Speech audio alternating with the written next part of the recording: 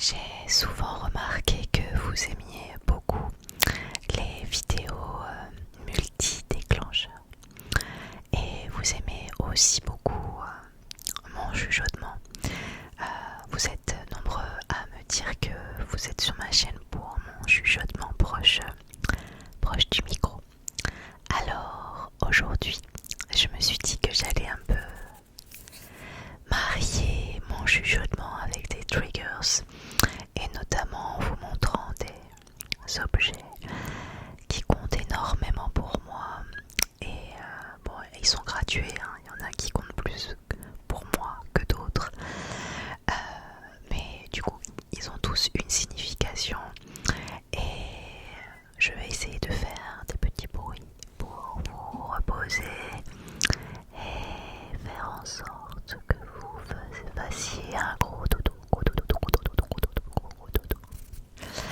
Alors je vais vous détendre avec une vidéo multi-déclencheur et blabla. En tout, 6 objets vous seront montrés et je vous expliquerai pourquoi ils sont sur cette vidéo. Et je ferai des petits sons, des petits sons, des petits bruits, des petits sons, des petits bruits avec. Allez, on y va.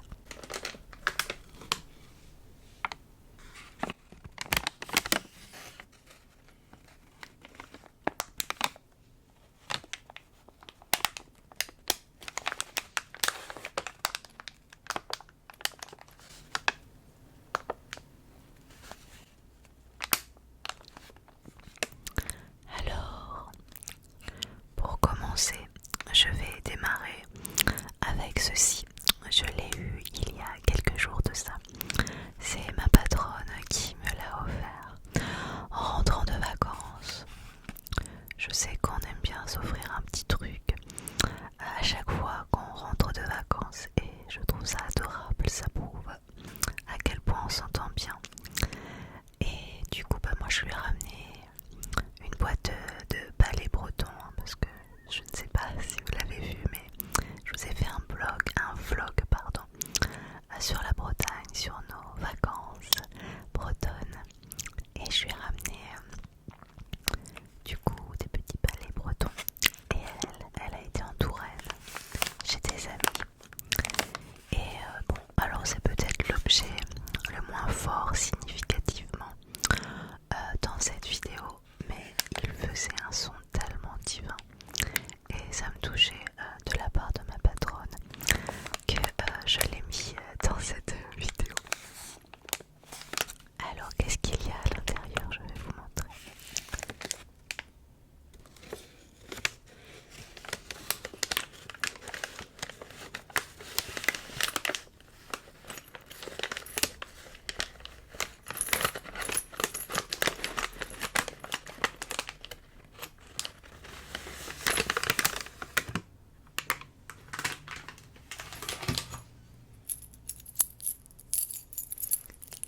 Alors il y a des petites attaches pour accrocher la nappe, une nappe quand on a un jardin. Alors bon, elle a oublié que j'habite en appartement donc je n'ai pas de nappe dans un jardin. Cependant j'ai quand même une petite terrasse avec une table, mais il n'y a pas de nappe dessus, donc j'en mettrai peut-être. Mais écoutez-moi ces petits bruits.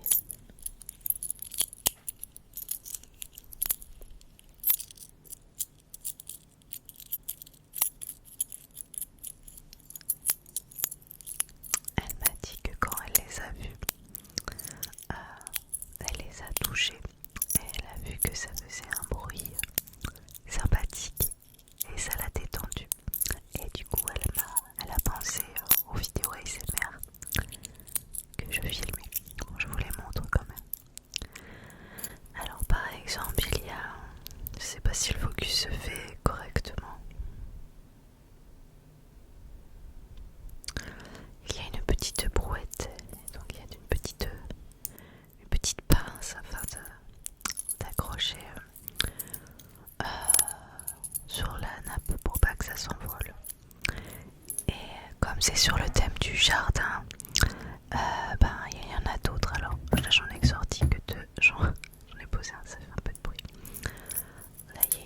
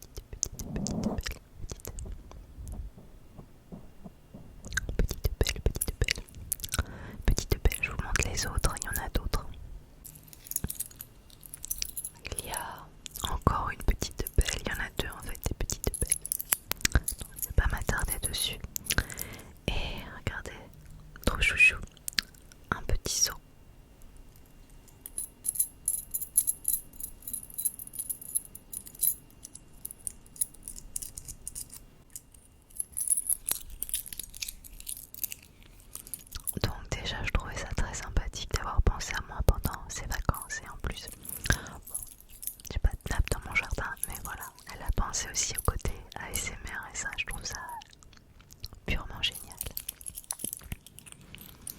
Je vais passer à l'objet suivant. Ce livre, Le fantôme et moi, le fantôme et moi, le fantôme et moi.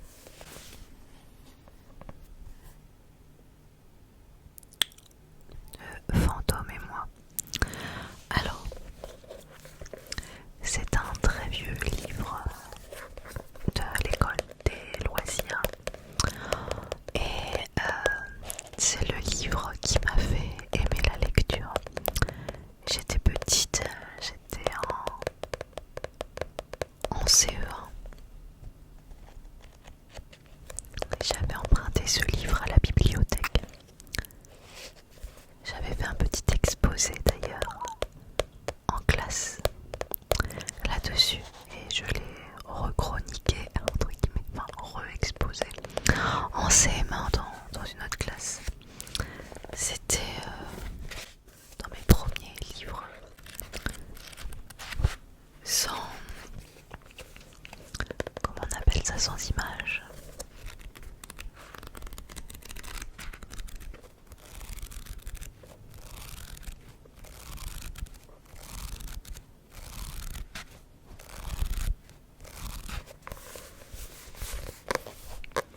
Et en fait, ce livre m'a tellement marqué que je pense que quand j'étais enfant, je l'ai emprunté au moins 4 ou 5 fois à la bibliothèque. Et du coup, je l'avais jamais acheté parce qu'à l'époque, j'achetais pas vraiment de livres. Mes parents m'avaient fait faire une carte de bibliothèque. Et du coup, on allait très régulièrement à la bibliothèque, mais en fait, j'en achetais pas, j'en avais pas chez moi, ou très peu. Je vais vous lire l'arrière de ce livre.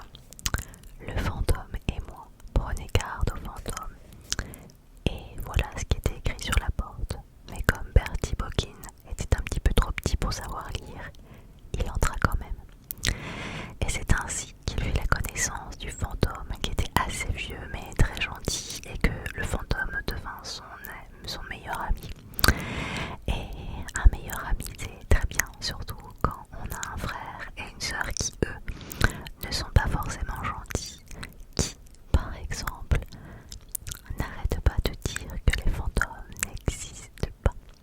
Or c'est bien connu, les fantômes, il faut y croire pour les voir. C'est un livre de Catherine Sefton. Et du coup, peut-être que vous êtes en train de vous dire, mais elle vient de nous dire qu'elle l'avait pas quand elle était petite, puisqu'elle allait le chercher à la bibliothèque. Comment ça se fait qu'elle l'a aujourd'hui?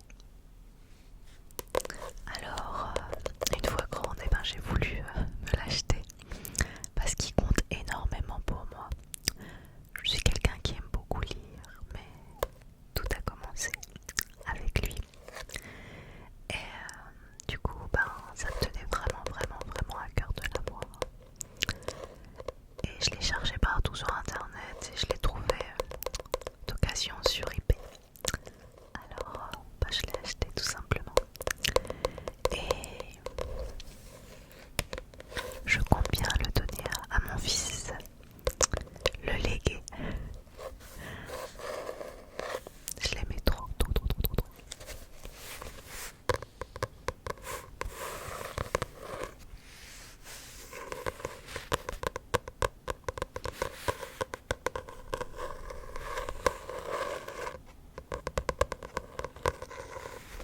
Est-ce que vous aussi vous avez des livres qui ont marqué votre enfance ou excusez-moi pour le ventre, et qui vous ont fait aimer la lecture ou au contraire détester la lecture?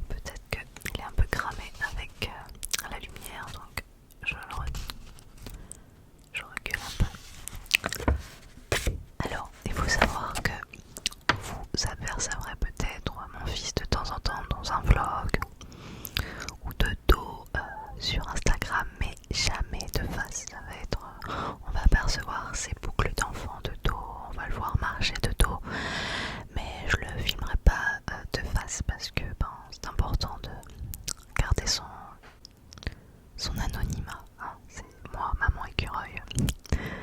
Sur internet, c'est pas petit écureuil. Voilà. Donc là en dessin, ça me dérange pas trop. Parce que c'est pas une vraie photo. Mais du coup, c'est ma filleule qui est aussi ma nièce, qui est la fille de ma soeur qui tient la boutique des mains en or à Saint-Servant, à Saint-Malo. La boutique dont je vous ai parlé lors de mon vlog sur la Bretagne. Une boutique d'ateliers créatifs en fait. Elle fait des ateliers et elle vend des produits pour faire des loisirs créatifs à la maison. Et donc du coup, ces enfants ont aussi beaucoup de talent. En l'occurrence, ça c'est ma filleule et nièce du coup qui la peint en aquarelle. Alors il faut que je l'accroche, il faut que je l'encadre surtout parce que je trouve trop beau et très réaliste. Elle s'est inspirée d'une photo de mon fils parce qu'il avait un pyjama avec des petits dinosaures plein de couleurs. Et en fait les dinosaures, elle les a mis tout autour dans le fond. Et je trouve ça magnifique. C'est pas ce que vous en pensez.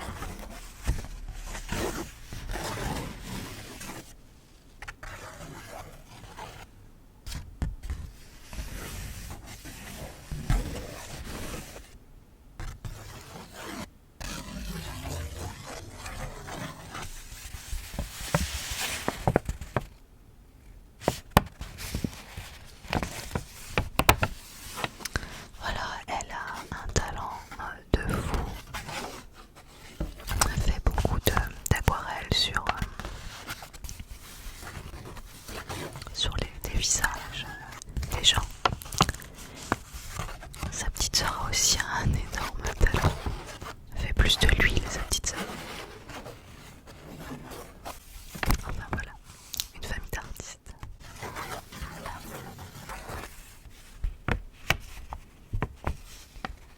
N'hésitez pas à me dire ce que vous pensez de son œuvre en commentaire, ça me ferait plaisir.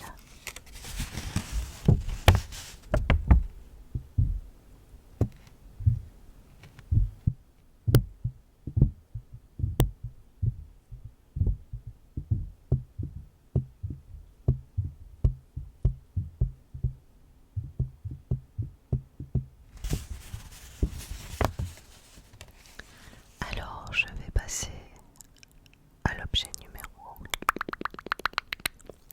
3.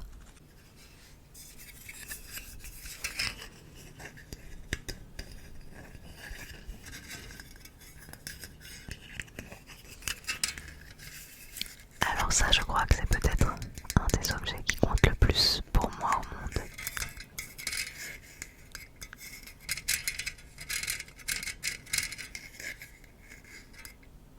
J'y tiens énormément.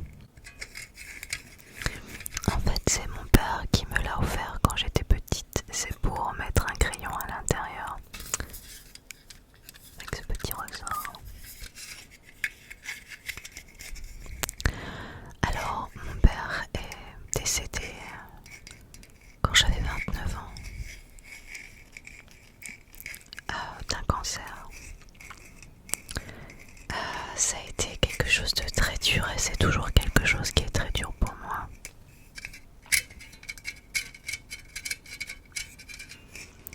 On a su qu'il était malade un mois avant notre mariage et une semaine avant qu'on se marie, j'ai su qu'il était incurable et qu'il allait mourir. C'était une période compliquée.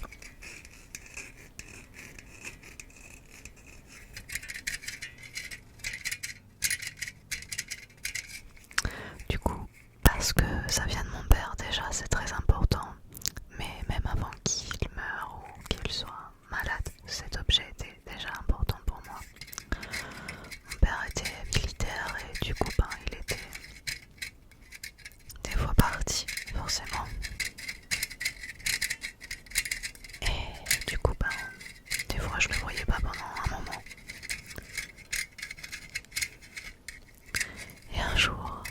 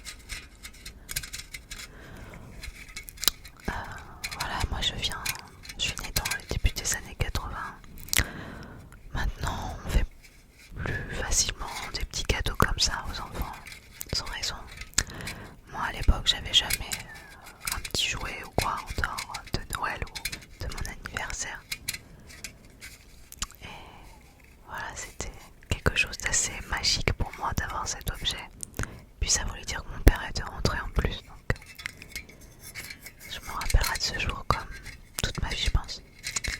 Et du coup, ce petit bonhomme, il m'a toujours suivi. Et en plus, il est trop chouchou avec son petit sourire. Et voilà, donc je l'adore. Je vais passer à l'objet suivant et vous allez voir, il a un rapport aussi avec mon papa.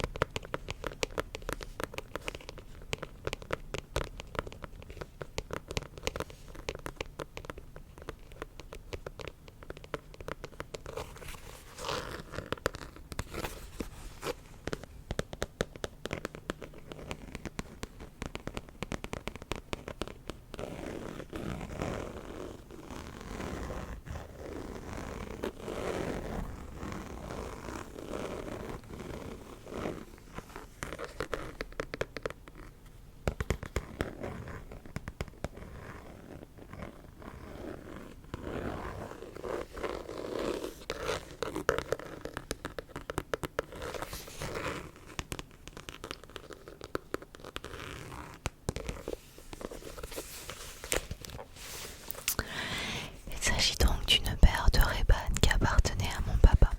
Il faut savoir que mon père, il y tenait énormément. Il était jamais sans sa paire de Ray-Ban. Enfin bon, quand il faisait beau. Mais il y tenait énormément, il les trouvait trop belles. Il était fier avec ses Ray-Ban d'aviateur.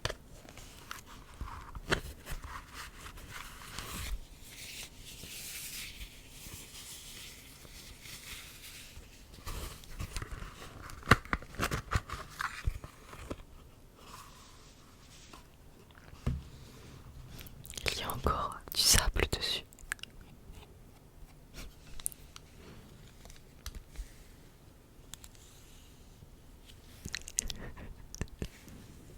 Voilà, c'était les lunettes de mon papa. Alors elles sont pas du tout à ma vue. Et en même temps je me dis qu'il avait pas une si grosse correction parce que je vois quand même avec.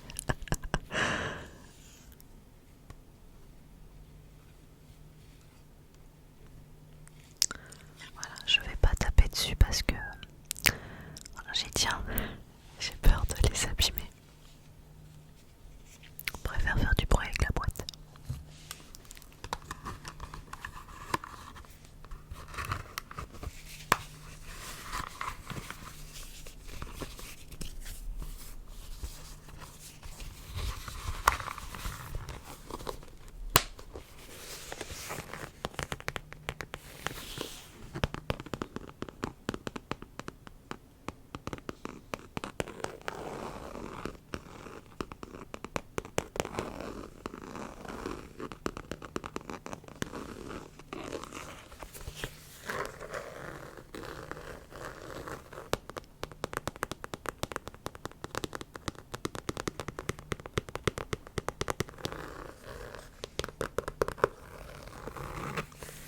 Il y a des objets comme ça qu'on assimile facilement à une personne.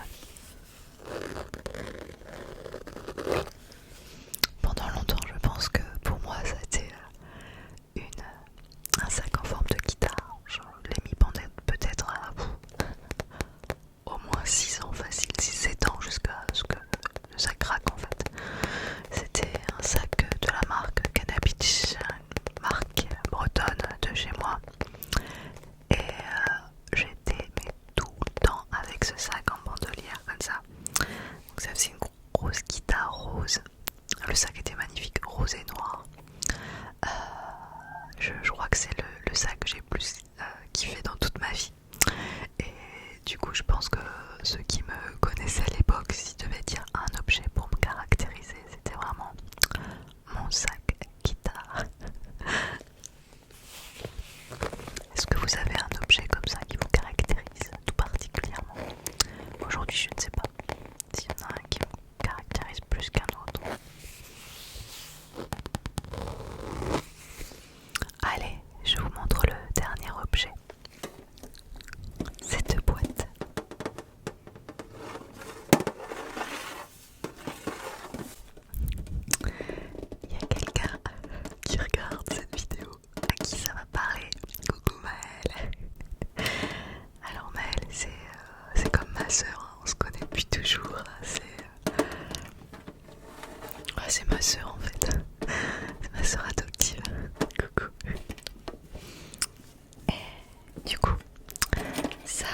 c'est une boîte qui date de mon enterrement de vie de jeune fille.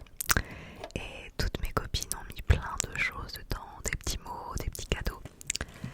Et donc voilà, il y a marqué What coquine, mets de l'huile sur le feu, Kama sous toi, capote, tout feu, tout femme.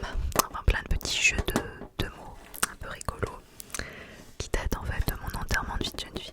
Alors je vais l'ouvrir, je me rappelle plus du tout ce qu'il y a dedans, mais j'y tiens parce que c'est vraiment toutes mes amies qui m'ont mis plein de mots, donc voilà.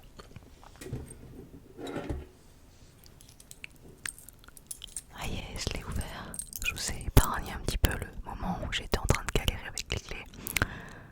J'ouvre. Je vous montrerai pas tout parce que c'est quand même intime.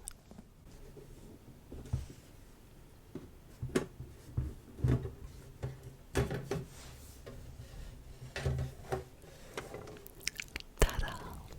Alors dedans il y avait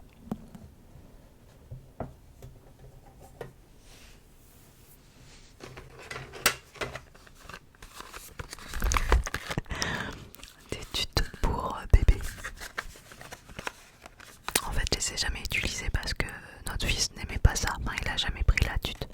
Non pas que j'étais contre, je m'en fichais, mais il n'a jamais pris de tétine, il a jamais sucé son pouce, donc voilà, ça fait un joli souvenir.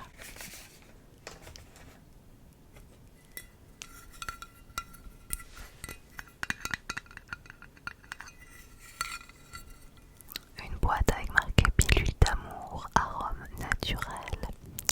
Pilule d'amour, arôme naturel.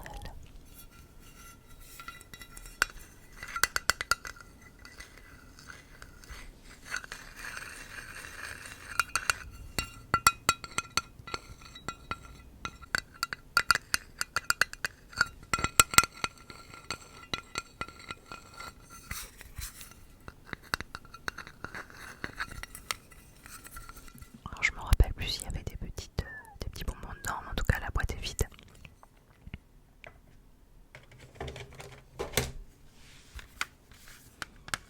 Alors ça, ce CD, c'est en fait une vidéo. En fait c'est une vidéo d'une représentation de théâtre que j'ai faite. Donc c'était de ma troupe de théâtre. Et on avait joué à un Molière. Voilà, tout simplement.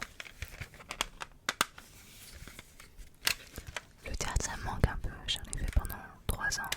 3 ans ou 4 ans, je m'en rappelle plus. Non, 4 ans. 4 ans. J'ai fait 4 ans de théâtre. Et ça me manque un peu, mais bon. J'en reprendrai un jour. Alors il y a d'autres trucs dedans.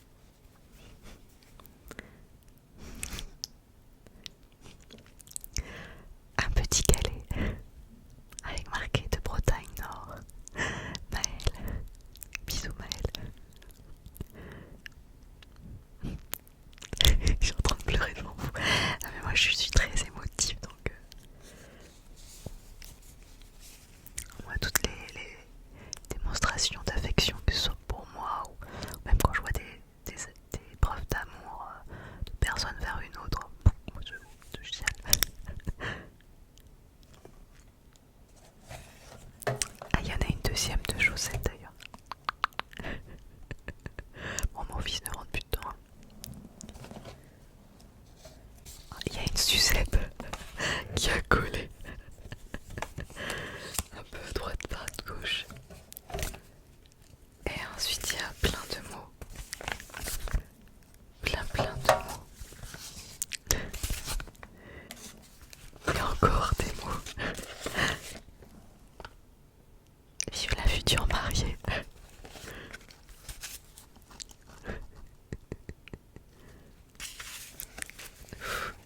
C'est... Oh là là. Il y en a plein partout. À toi ma copine, ce petit mot pour te souhaiter une longue et heureuse vie avec ton homme. J'espère que ta dernière journée de célibataire t'aura plu. Moi je suis ravie de partager ça avec toi. Et j'espère vivre encore plein de belles choses avec toi. On reparlera de cette journée et de plein d'autres choses quand on aura 70 ans assise sur un banc. En tout cas, c'est ce que je nous souhaite. Je t'aime fort ma copine. Énorme bisous. Et ça c'est pour accrocher le sac à main quand on va dans un restaurant ou un bar pour pas qu'il touche par terre. On l'accroche sur la table et ça permet d'avoir son sac par terre.